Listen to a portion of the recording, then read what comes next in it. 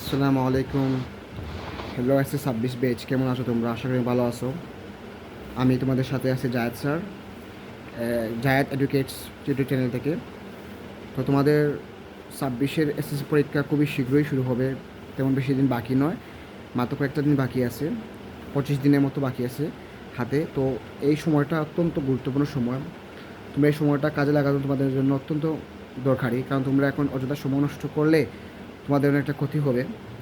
তো আমি তোমাদের সাথে কিছু কথা শেয়ার করব, কিছু গাইডলাইন দেবো তোমাদেরকে। তোমরা আমার সাথে থাকবে, ভিডিওটা সম্পূর্ণ দেখবে এবং কথাগুলো ঠিকমতো বুঝবে। যেহেতু আমি তোমাদের সাথে আছি, আমি তো ভিডিও এখনও মেক করিনি, সো ভিডিও মেক করবো কয়েকটা। তবে আমি 26-এর বেচের জন্য তেমন বেশি কিছু করতে পারবো না, কারণ 26-এর এসএসসি পরীক্ষাতে তোমাদের বেশি দিন বাকি নয়। এর ভিতরে আমি তোমাদের ভিডিও কয়েকটা দিতে পারবো মেক করে, কিন্তু 27-এর জন্য রয়েছে স্পেশাল ক্লাস। তো 26-এর জন্য আমি কিছু কথা বলবো, যে তোমাদের পাঠ্য বইয়ে যে শর্ট সিলেবাস রয়েছে সেখান থেকে কিছু কথা বলবো, যে তোমরা কীভাবে তোমরা সিলেবাসটা মেনটেন করবে, প্লাস তোমরা কীভাবে এটা ভালো স্কোর পাবে বা স্কোর করবে, এটা নিয়ে কিছু কথা বলবো আমি তোমাদের সাথে। তোমরা ভিডিওটা ভালোভাবে দেখবে। কথাটা হচ্ছে যে তোমাদের সায়েন্সের যে সাবজেক্টগুলো রয়েছে, যেগুলো রয়েছে physics, chemistry, biology, higher math, এগুলোতে তোমরা কীভাবে কামব্যাক করবে, এগুলো কীভাবে এগুলোতে থেকে তোমরা ভালো স্কোর করবে বা কীভাবে পড়বে, সে সম্পর্কে কিছু কথা বলবো। প্রথমত হচ্ছে যে তোমাদের যে পদার্থবিজ্ঞান যে সাবজেক্ট রয়েছে, ফিজিক্সের কথা যদি বলি, ফিজিক্সের মধ্যে যে চ্যাপ্টার রয়েছে টোটাল 60টার মতো রয়েছে চ্যাপ্টার। যে ভৌত রাশি পরিমাপ, তারপর গতি, বল, কার্যক্ষমতা, তারপর হচ্ছে স্থির তড়িৎ, এরপর হচ্ছে আলোর প্রতিফলন, এবং হচ্ছে আমাদের একটা চ্যাপ্টার তরঙ্গ ও শব্দ। তো সবগুলো চ্যাপ্টারে ভালোভাবে পড়াশোনা করতে হলে তোমাদের কোনো একটা কঠিন কাজ করতে হবে, কারণ একটা চ্যাপ্টারে যদি প্রবেশ করো তাহলে দেখা যাচ্ছে অনেক বড় একটা থিওরি থাকে, অনেকটা বড় একটা অধ্যায় থাকে, যে অধ্যায়টা তোমরা সম্ভব নয় মানে ভালোভাবে শেষ করা। যারা আগে পড়েছো তারা তো ঠিকই শেষ করে ফেলেছো, এরপরেও দেখা যাচ্ছে শেষ করার পর তোমাদের মধ্যে ঘাটতি থাকে, যে এগুলো ভালোভাবে একসাথে করতে গেলে দেখা যাচ্ছে অঙ্কতে গিয়ে স্টার্ট করে ফেলো বা আটকে ফেলো বা আটকে থাকো। তো এখন তোমাদের উদ্যোগটা করার উদ্দেশ্য কী? তোমাদের সায়েন্সে যে সাবজেক্টগুলো রয়েছে সেখান থেকে ভালো রেজাল্ট করার জন্য তোমাদেরকে যে কোনো 3-4টা অধ্যায় ভালোভাবে পড়তে হবে। যদি আমি বলি পদার্থবিজ্ঞানের কথা যদি বলতে চাই, এই পদার্থবিজ্ঞানের মধ্যে রয়েছে কি, যে গতি এবং বল, এই দুই চ্যাপ্টার যদি ভালোভাবে কেউ পড়ে তো সেখান থেকে অঙ্ক শতভাগ কমন লাগবে, কারণ গতি এবং বল থেকে তোমাদের অঙ্ক আসবেই। এখন দেখা যাচ্ছে গতি এবং বল থেকে যদি একটা অঙ্ক তোমাদের যদি কাজে লাগে বা কমন পড়ে যায়, তাহলে আরেকটা অঙ্ক কোথা থেকে ম্যানেজ করবে? এটা হচ্ছে তোমাদের কোথা থেকে ম্যানেজ করবে? কাজ ও ক্ষমতা। কাজ ও ক্ষমতা চ্যাপ্টার থেকে যদি একটা ম্যাথ যদি ভালোভাবে করে ফেলো বা কমন লেগে যাবে ইনশাল্লাহ, যদি কাজ ক্ষমতা চ্যাপ্টার ভালোভাবে পারো, সেখান থেকে একটা প্রশ্ন, একটা সৃজনশীল সিকিউ কমন লাগবে, এবং গতি থেকে বল থেকে একটা কমন লাগবে। আবারও তোমার হাতে দুটো দুটো সিকিউ রয়েছে, যে দুটো সিকিউ তোমার কমন লাগবে দুটো চ্যাপ্টার থেকে, গতি বল থেকে একটা, কাজ ক্ষমতা থেকে একটা, দুইটা। বাকি দুটো কমন লাগার থিওরি কোথায়? এটা হচ্ছে তরঙ্গ এবং স্থির তড়িৎ। তরঙ্গ স্থির তড়িৎ কিন্তু ভিন্ন চ্যাপ্টার, এখান থেকে দুটো প্রশ্ন তোমার কাছে আসবে, তুমি দুটো পাবে। দুটো যদি পাও তাহলে সেখানে আসে দুইটা আগে, আর তরঙ্গ থেকে একটা, তিনটা, আর স্থির থেকে একটা, চারটা। চারটা ম্যাথ হচ্ছে তোমার কাজে মানে কমন লাগবে। তোমার চারটা ম্যাথ তোমার যদি কাজে কমন লেগে যায় তো তুমি কী আর করবা? তুমি চারটা তো পড়েই গেছো, চারটা তোমার যদি কমন লেগে যায় তুমি আর তো 7টা দিয়ে তোমার তো আর লাভ নেই। তাই আমি বলবো তোমাকে গতি বল ভালোভাবে পড়ো একটা কমন লাগানোর জন্য, আর কাজ ক্ষমতা এবং এই যে তরঙ্গ থেকে, এখান থেকে তুমি আরও পাবে তিনটা, তিনটা, আর এদিকে হচ্ছে একটা, চারটা।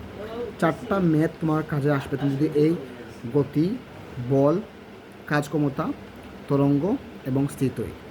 যদি বলো স্যার চারটা তো ম্যাথ আমরা কাজে লাগাতে পারবো, তো আমাদের হচ্ছে স্যার দুটো কমন লাগবে বা তিনটে আমাদের দরকার, মানে ম্যাথ কমন লাগতে হবে। সেই ক্ষেত্রে আমি তোমাকে বলবো তুমি বল, গতি যদি পারো এনাফ, এবং তুমি কাজ ক্ষমতা যদি নাই পারো, তোমাকে তরঙ্গ পাঠটা ভালোভাবে পড়তে হবে। তরঙ্গ পাঠটা পড়লে তোমার একটা কমন লাগবে, এবং স্থির তড়িৎ পড়লে একটা কমন লাগবে। তো স্থির তড়িৎ তরঙ্গ তুমি যদি পড়েই থাকো, দুটো অঙ্ক তুমি পেয়ে যাচ্ছ। এবং গতি বল থেকে যে কোনো একটা অধ্যায় পড়লে তোমার একটা অঙ্ক কমন লাগবে ইনশাল্লাহ, তখন তোমার তিনটা অঙ্ক তোমার হাতে থাকবে সিকিউ তোমার পদার্থবিজ্ঞানের ক্ষেত্রে। তাহলে সিকিউ নিয়ে তোমার টেনশন করার কোনো কারণ নেই। তুমি যদি এই বল, গতি এবং আরেকটা বললাম কি, স্থির তড়িৎ এবং তরঙ্গ ভালোভাবে পড়ো, তা তোমার 3টা বা 4টা অঙ্ক তোমার হাতেই থাকবে, তুমি পরীক্ষা পাস করবে সিকিউ দিয়ে, যেটা হচ্ছে সিকিউর হিসাব। তো তোমার হাতে থাকবে কী কী? আবার বলি, গতি, বল, কাজ ক্ষমতা, তরঙ্গ, আর ওটা কি, স্থিতই 5টা অধ্যায়, তুমি এখান থেকে 3টে অধ্যায় যে কোনো পড়তে পারো। বা আমার সাজেস্ট করবো তোমাকে তুমি 2টো অধ্যায় ভালোভাবে পড়বা। কোন দুটো পড়বা? তুমি তরঙ্গ অধ্যায় পড়বা আর স্থিতরিত পড়বা। আর গতি বলতে গিয়ে একটু পারলেই তোমার চলবে। দ্যাটস তোমার 3টে অঙ্ক তোমার হাতে থাকবে, সোজা কথা, ঠিক আছে? এরপরে যদি বলি রসায়নের কথা, যদি বলি রসায়ন থেকে তুমি কী করবা?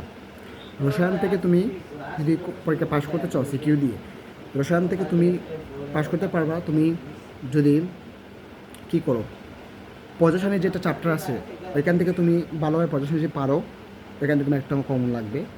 এবং তোমার আর কী কমন লাগবে বলো তো? তুমি যদি রাসায়নিক বন্ধন পারো, ওইটা থেকে তোমার একটা কমন লাগবে। এরপরে চলে আসো রাসায়নিক বিক্রিয়াতে একটা থাকবে, 3টা অলরেডি পেয়ে গেছো।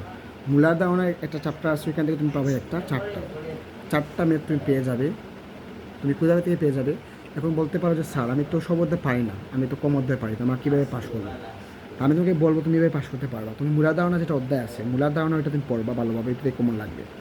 তুমি যে কোনো 3টে অধ্যায় পড়লে তোমার কমন লাগবে, কারণ তুমি একটু চেয়ে দেখো না, তোমার 7টা অঙ্ক তোমার আসবে, তোমার চ্যাপ্টার আছে 7টা, তোমার 7টা ম্যাথ আসবে পরীক্ষায়। ওইখান থেকে তুমি দিবা কয়েকটা 4টা দিবা, তো 7টা ম্যাথ দিলে তোমাকে 7টা অধ্যায় থেকে তোমার তো পরীক্ষা আসবে। তুমি 7টা অধ্যায় থেকে তুমি যে কোনো 3টে অধ্যায় পড়লে তোমার কমন লেগে যাচ্ছে, ঠিক আছে? তো তো তোমাকে কী করতে হবে? 7টা অধ্যায় থেকে তুমি 3টে অধ্যায় ভালোভাবে পড়ো। যোগাযোগ যেটা অধ্যায় আছে, এটা হচ্ছে আতঙ্ক, ওইটা অনেকের কাছে ভয় লাগে। আমি বলবো যোগাযোগ অধ্যায় তুমি তেমন বেশি না পড়লেই চলবে, ওইটা থেকে না পড়লেই চলে তোমার। তুমি রাসায়ন বিক্রিয়া পাঠটা পড়ো, তুমি রাসায়ন বিক্রিয়া পাঠটা ভালোভাবে পড়ো, আমি তোমাকে সাজেস্ট করবো রাসায়ন বিক্রিয়া পাঠটা পড়ো। আর কি পড়বা? আর তুমি পড়বা যে তোমার কাছে ফেভারিট থাকতে পারে যে ওইটা অধ্যায় ভালো লাগে, ওইটা কঠিন লাগে। আমি বলবো রাসায়নিক বিক্রিয়া পাঠটা ইজি আছে, পড়তে পারো। আর পড়তে পারো তুমি কি পদার্থের গঠন তো তেমন বেশি লাগবে না, তবে তুমি পদার্থের গঠন পড়তে পারো। তুমি রাসায়নিক বিক্রিয়া পাঠ পড়বা, মূলার ধারণা পড়বা 2টা, এবং রাসায়নিক বন্ধন পড়বা। এই 3টে অধ্যায় তুমি পড়ে যাবে। রাসায়নিক বিক্রিয়া, তারপর হচ্ছে রাসায়নিক বিক্রিয়া মূলার ধারণা, রাসায়নিক বিক্রিয়া মূলার ধারণা, আরটা কি, একটা হচ্ছে তোমার রাসায়নিক বন্ধন। এই 3টা ম্যাথ অধ্যায় পড়লে তোমার কমন আসবে ইনশাল্লাহ। তুমি আর বাকি অধ্যায় না পড়লে তোমার চলবে, যে স্যার আমি 3টা অধ্যায় পড়বো, অবশ্যই পড়ে যাও, তোমার কমন লাগবে। বাকিগুলো তোমার পড়া লাগবে না, বাকিগুলো পড়লে তোমার ভালো, প্রবলেম না। তবে 3টে অধ্যায় পড়ে যাবে। বলতে পারো যে স্যার 3টে অধ্যায় হার্ড লাগে, তাই কী করবো? তো অন্য 3টে অধ্যায় পড়ো, তুমি পাল্টে পড়তে পারো, কারণ 3টে অধ্যায় পড়লে তোমার কাজ হয়ে যাচ্ছে। রসায়ন গেল এবং পদার্থ গেল। জীববিজ্ঞানটা হচ্ছে খুবই সহজই। জীববিজ্ঞান তুমি কী করবা? তুমি বংশগতি পাঠটা যে আসে না, ওইটা ভালোভাবে পড়ে যাবে। বংশগতি থেকে তুমি ডিএনএ পড়বা, আরএনএ পড়বা, ডিএনএ গঠন পড়বা, অরিপন পড়বা। রাসায়নিক কী বলছিলাম, তুমি জীববিজ্ঞান থেকে ডিএনএ পড়বা, যে বংশগতি পাঠ থেকে ডিএনএ পড়বা, আরএনএ পড়বা, ডিএনএ অনুলিপন পড়বা। এরপর কী আছে, এই যে থ্যালাসেমিয়া রোগ পড়বা। তারপর ক্রস গ্রহণ যে আছে, যে এটার নামটা কী ছিল, এটা গ্যামেট, এই যে মটরশুঁটি যেটা আছে মেন্ডেলিফের, এটা পড়বা, এটা কমন লাগবে, এটা আসবে। তাহলে ডিএনএ, আরএনএ, ডিএনএ অনুলিপন, তারপর জিন পড়বা, ক্রোমোজোম পড়বা। এরপর কী আছে, থ্যালাসেমিয়া পড়বা। আর এই যে অনুলিপন কী, যে ক্রস কোটাইবা কি, মটরশুঁটিটা পড়বা। এগুলো পড়লে তোমাকে আর কিছু পড়তে হবে না, তুমি এখান থেকে কমন ইনশাল্লাহ পাবে। বংশগতি পাঠ থেকে বলতে, সেটা পাঠটা ভালো পড়তে হবে। এবং আরেকটা পাঠটা হচ্ছে খুব মেজর পার্ট, সেটা হচ্ছে তোমার জীবনী শক্তি পাঠ পড়তে হবে। জীবনী শক্তি পাঠে কী আছে, এই যে এটিপি, এনএডিপি, এগুলো ভালো পড়তে হবে, এগুলো কমন লাগবে। জীবনী পাঠ যদি জীবনী পাঠটা পড়ে যাবা, বংশগতি পড়বা, এই 2টা অধ্যায় তোমাকে জাস্ট কাম করে দেবে। তো 2টা অধ্যায় তোমাকে তোমার জীববিজ্ঞান থেকে কমন আসবে, পুরো কনফার্ম, পুরো কনফার্ম। 2টা অধ্যায়, কোন 2টা অধ্যায় আমি আবার রিপিট করি, জীবনী শক্তি আর বংশগতি।